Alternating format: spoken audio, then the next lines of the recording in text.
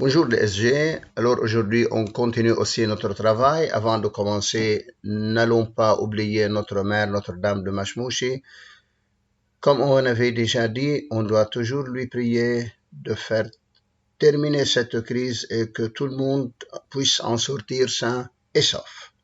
Maintenant, on continue avec les exercices. Aujourd'hui, on va faire ceux de la page 159, les numéros 10 et 11 pour ne pas prendre trop de temps. Dans cette situation, je commence avec le numéro 10.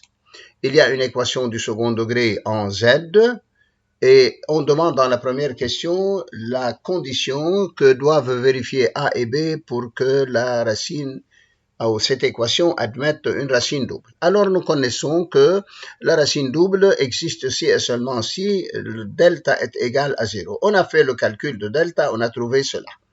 Maintenant, les points A d'affixe A plus IB, c'est-à-dire de coordonnées petit a et petit b, ont leurs coordonnées vérifiant cette relation.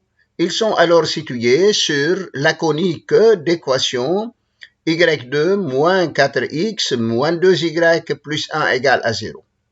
Or, c'est une conique dont l'équation réduite est y moins 1 au carré égale à 4x. Je crois que tout le monde connaît comment la trouver. Donc, c'est une parabole d'axe focal y égale 1. On va la voir pour le moment. D'axe focal y égale 1, comme vous voyez. De sommet S 0, 1. De foyer F 1, 1. Et de directrice, la droite d'équation x égale à moins 1. Maintenant, on passe à autre chose. Ils me disent de discuter suivant la position du point A dans le plan, l'équation qui a été donnée, quel est le nombre de ses racines et quelle est la nature de ses racines. Alors, je commence par si A est un point situé sur la parabole, alors nous obtenons delta égale à 0, et ainsi l'équation admet deux racines égales, Z1 égale Z2 égale, comme vous connaissez, B moins 1 sur 2, on peut la calculer. Si maintenant AB, le point A de coordonnées AB, est dans la partie bleue, c'est-à-dire à l'intérieur de la parabole, nous déduisons là que delta est égal à une valeur négative. Comment le reconnaître? Je prends un point à l'intérieur, par exemple le F, qui est clairement à l'intérieur de la parabole. Je remplace les coordonnées de F dans cette relation, 1, 1, et j'obtiens un nombre négatif. Donc, pour tous les points à l'intérieur, delta serait, ou bien cette relation serait négative. Dans ce cas, on trouve, alors, on a dit avec les coordonnées de F, si delta est négatif, nous connaissons que l'équation va admettre deux racines imaginaires conjuguées toujours, puisque les coefficients sont des réels. Maintenant, j'obtiens les racines, z égale b moins 1 plus ou moins i radical de ce terme. N'oubliez pas que lorsque ce terme est négatif, on change son signe pour le multiplier avec i2. N'oubliez pas. Si maintenant AB est dans la partie rose ou bien rouge extérieure à P, on déduit que delta est positive. On reconnaît cela aussi avec un certain point, n'importe lequel, qui est situé à l'extérieur de la parabole. Ici, par exemple, je peux prendre l'origine O, puisque les coordonnées sont simples. Il me resterait 1 qui est positif. Alors, tout point à l'extérieur me donne delta positive et ainsi l'équation va admettre deux racines réelles. Z égale, j'ai calculé les deux plus ou moins pour ne pas prendre trop d'espace. Ça va? Je passe maintenant à la partie qui suit. C'est tout pour l'exercice numéro 10. Pour l'exercice numéro 11, c'est un peu plus délicat. On me donne une équation du troisième degré, la voilà. Il me demande de vérifier que Z0 égale 2i est une racine. Alors, pour le vérifier, il suffit de remplacer Z par Z0, c'est-à-dire par 2i. J'ai écrit là, Z égale Z0 égale 2i. Alors, cette expression-là, en y remplaçant Z par sa valeur, va me donner un 0. Vous pouvez clairement voir le calcul. Alors, Z0 égale 2i est une racine. Dans la deuxième partie, il me demande de trouver les deux autres racines. On a dit que si elle est du troisième degré, automatiquement, elle possède trois racines. On en a déjà trouvé une appelée Z0. Je cherche les deux autres. Maintenant, je dois factoriser. Comme Z0 égale 2i est une racine, alors Z0 moins 2i, c'est nécessairement un facteur. Je fais la division euclidienne. Je crois que tout le monde puisse la faire. Sinon, vous pouvez me contacter. Alors, je mettrai le Z de moins 2i en facteur. Avec la division euclidienne, j'obtiendrai Z2, etc. égale à 0. Donc, le premier facteur me donne Z0 égale 2i, c'est déjà fait. Pour les deux autres, je prendrai le deuxième facteur pour le mettre égal à 0. Je dois calculer son discriminant, delta. Ici, on a calculé delta prime pour simplifier le calcul. On a obtenu que c'est égal à 8i. Donc, je dois calculer ses racines carrées. Je la transforme en forme trigonométrique. C'est 8 pi sur 2. Alors, ces racines carrées vont avoir de module radical de 8, c'est-à-dire 2 radical de 2. Et argument, pi sur 2 divisé par 2, qui est pi sur 4, plus 2 pi sur 2, pi.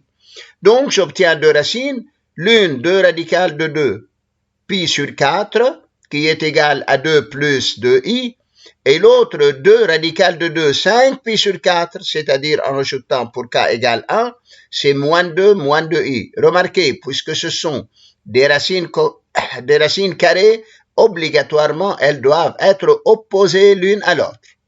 Je prends maintenant celle-ci, je remplace par radical de delta, et j'obtiens Z1 égale 3 plus i, et Z2 égale moins 1 moins 3i, les racines de ce deuxième facteur-là. Donc, on a maintenant trois racines, Z0, Z1 et Z2 pour ce polynôme qui a été déjà donné au début. On passe maintenant à une autre situation. La voilà. Dans cette situation, il me donne sur le repère 3 points A d'affixe Z0, B d'affixe Z1 et C d'affixe Z2. Donc, je crois connaître les coordonnées. Si Z2 est l'affixe de C, alors C a pour coordonnées moins 1, moins 3. N'oubliez jamais cela. Maintenant, ils me disent d'interpréter, c'est-à-dire de donner la signification géométrique du module de ce rapport et de son argument. On a commencé par le module d'une fraction. J'ai remplacé Z1, Z0, etc. par Z des points correspondants. Maintenant, le module d'une fraction, c'est la fraction des modules, le rapport des modules, ZB moins ZA sur ZC moins ZA, et n'oubliez pas, le module de ZB moins ZA, ce n'est autre que la longueur du segment AB, et en bas, c'est la longueur de AC. Donc, c'est le rapport AB sur AC. Maintenant, son argument, toujours, je remplace par les affixes des points, ZB, A, et C, etc., toujours, on reconnaît que l'argument d'une fraction, c'est l'argument du numérateur moins l'argument de son dénominateur, plus 2 capi toujours. Or, la première, c'est l'angle formé par U et le vecteur AB. La deuxième, c'est l'angle formé par U et le vecteur AC. Alors là, je devrais avoir tout d'abord AC. Voilà, c'est une erreur de tape. C'est AC. Et puis là, c'est AB, voilà. Alors, c'est ACAB. Voilà cette interprétation. C'est à retenir toujours, on peut les trouver ou bien questionnés ou bien non questionnés. Voilà la figure maintenant, on va voir de quoi il s'agit dans le cercle. Je passe à la partie qui suit. On me donne là une nouvelle notion qui n'est pas en tant que vocabulaire dans notre programme, le mot barycentre. Mais, puisque G est le barycentre de la famille A-1, B1 et C, pardon, C majuscule, ici ça doit être un point.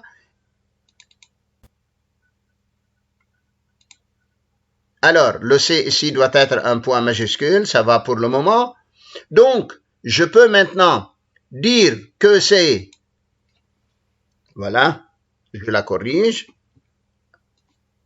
Alors, c'est équivalent à dire que moins 1 par le vecteur GA. Toujours, on procède de la même façon. Ensuite, plus 1, regardez le coefficient par GB, plus la dernière 1 par GC égale à 0. Donc, on peut, à la rigueur, sans toujours utiliser le mot barycentre, donner une relation vectorielle. Ça revient au même. Donc, nous disons que le mot barycentre ne figure pas dans notre programme, mais l'effet du barycentre, il figure toujours dans notre programme.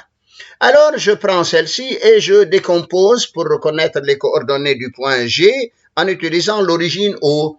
Ainsi, j'aurai moins en appliquant la règle de Charles avec les vecteurs, OA moins OG, OB moins OG et OC moins OG qui est égal à 0, ce qui va me donner OG égale moins OA plus OB plus OC, c'est une égalité vectorielle.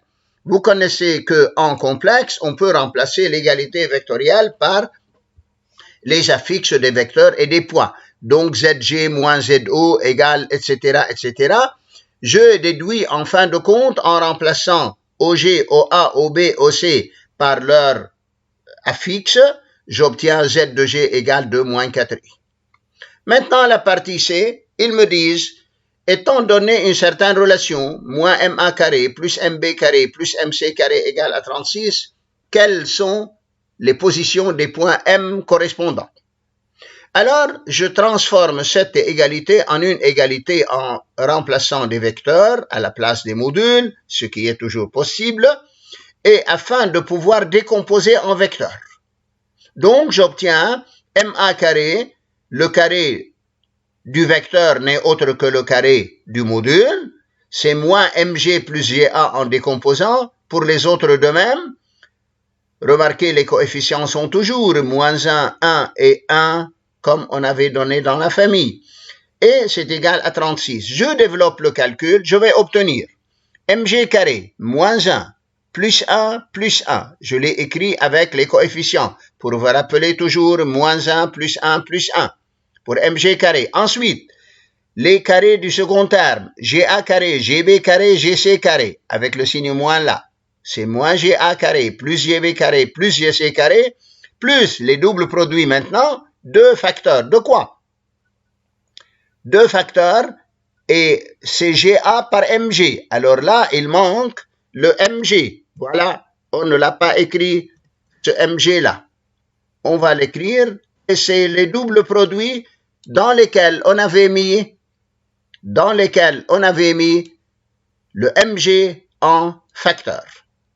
Voilà, alors, je lui ajoute un certain vecteur. Voilà.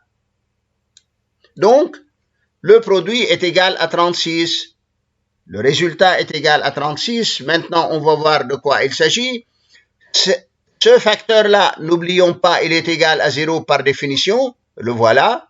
Il est égal à 0. Donc, cette partie est à éliminer. Il me reste, en fin de compte, moins 1 plus 1 plus 1, c'est égal à 1. Alors, mg carré égale ga carré moins gb carré moins gc carré plus 36. Voilà alors ce qui est de droit là. Ça, c'est le moins. Ça va? Alors, le résultat, en remplaçant ga carré, puisqu'on connaît les coordonnées de A et de G, on peut calculer la longueur de ga carré, la valeur de gb carré, la valeur de gc carré, je n'ai pas noté cela. Le résultat définitif est égal à 40.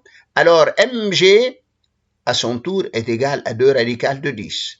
Puisque le point G est un point fixe dont les coordonnées sont reconnues, 2 et moins 4 comme on a vu, alors le point O, le point M, pardon, il décrit le cercle de C, on l'a appelé le cercle, de centre G et de rayon 2 radical de 10.